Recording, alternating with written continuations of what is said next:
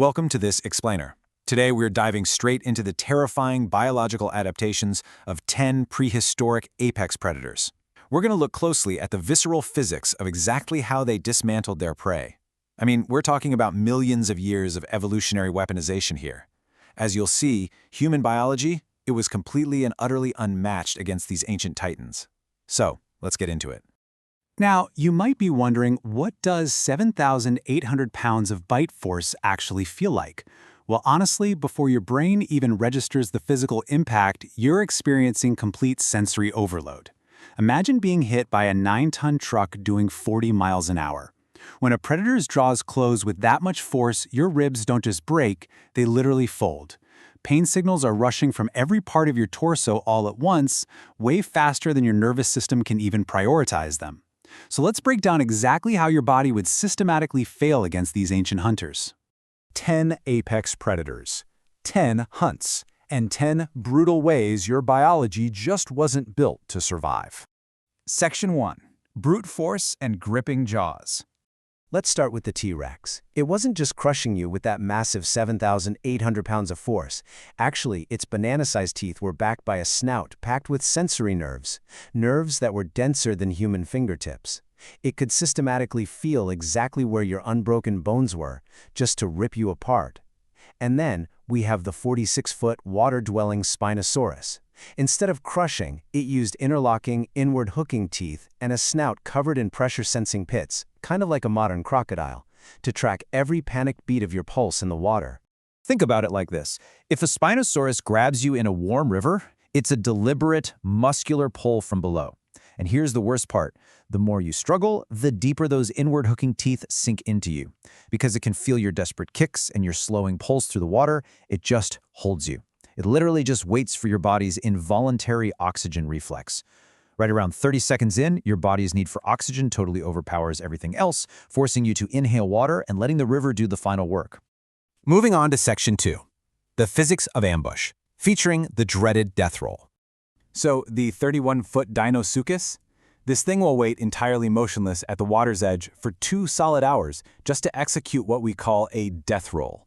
And to be clear, this isn't some random thrashing. It's a terrifying, calculated physical maneuver that uses your own body's resistance against the water to snap your joints. I mean, your shoulder has a breaking point, right?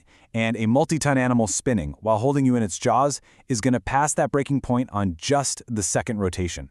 8 seconds. That's all it takes. After 80 million years of evolutionary perfection, this ambush predator only needs 8 brutal seconds of rotational physics to completely dismantle you at the water's surface. Wild, right? Okay, Section 3, the patient killers. Let's look at time and pressure. Here we have 2 vastly different but equally patient killers. First, the 42-foot snake Titanoboa. It relies on constant, space-filling pressure. It doesn't actually crush you, it just takes up the room you give it with every single exhale, applying 400 pounds per square inch of pressure around your chest. Then on the other hand, we have the 40-foot Giganotosaurus. Hitting speeds of 31 miles per hour on an open plain, it doesn't bother tackling you. No, it simply runs past, uses its blade-like teeth to slash a major gut artery, and then it just steps back. It follows you from 30 yards away until you just collapse from blood loss. Now, you might think the Titanoboa suffocates you, but actually that's not the science. Applying that 400 psi around your chest blocks your veins, and this leads to circulatory arrest. Your heart keeps trying to pump, but, well, there's no blood getting in to be pumped. So within about 3 minutes, your vision just dims evenly from all directions. Let's turn to Section 4, pack hunting and intelligence. Seriously, forget what you've seen in the movies. The real Utah raptors were 500-pound feathered predators that acted with absolute clinical efficiency. Picture this. One raptor strikes from the side, sinking a 9-inch, inward-curving sickle claw directly into your femur, anchoring you upright so you literally can't even fall over. While you're pinned, the second one casually rakes your back. The third, it simply circles. There's no chaotic frenzy here, no fighting over the meal. They systematically take you apart with zero wasted movement, ending you through the sheer accumulation of damage. And what if you tried to hide? Well, in a freezing 50-degree prehistoric forest, hiding is entirely useless against a family of feathered Utyrannus. They were perfectly adapted for the cold. Your 98.6-degree body temperature basically turns you into a glowing thermal beacon against the freezing ground. You might think you're hiding, but they're really just silently taking positions to surround you, tracking your body heat the entire time. No way out of that one. Now imagine how this horror builds when the pack size increases. Just picture a mixed pack of 7 to 9 Maposaurus. These are giant theropods hunting together. When they simultaneously attack from all angles, your nervous system simply buckles.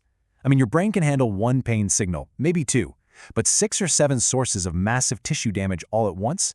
The conscious experience degrades into this strobing, white noise of injury. You aren't being hunted anymore. You are being meticulously disassembled while fully conscious.